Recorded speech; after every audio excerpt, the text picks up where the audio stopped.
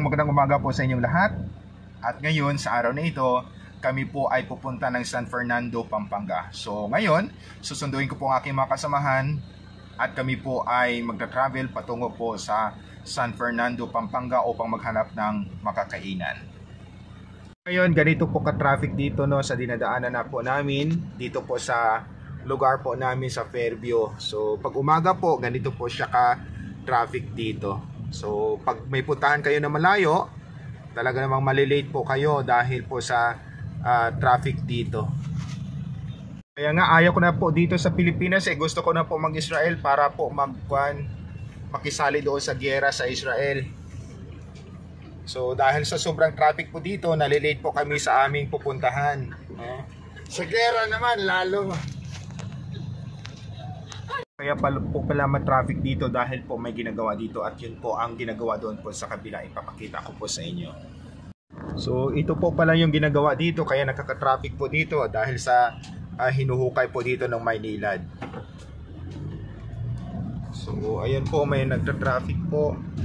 So dito naman po sa kabila wala naman po siyang masyadong traffic at diretso-diretso na po kami.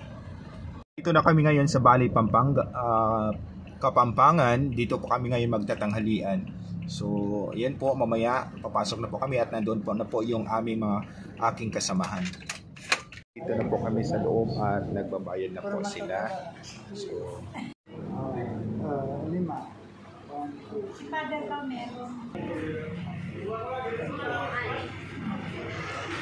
Ito na po yung kasamahan ko, may dala na po siyang bag at mamaya po magbabalot na po yan. So ito po yung mga pagkain nila, no? Yan. Dito na po kami ngayon sa Bali, Kapampangan at napakaganda po dito. Marami po silang pagkain at tuwang-tuwa po yung aking mga kasamahan. So, yan po sila dito po sa Bali, Kapampangan at ito po yung lugar nila. Yan. Imbak na po kami na babalutin mamaya nandito po sa aming tabi para po sa aming alaga doon sa bahay. Ito po yung babalutin namin. Lalo na yung national ID. Ito. Sura ko dun para akong parang Aita. Alam mo ba, yung Vietnam. Sabi ng Vietnam.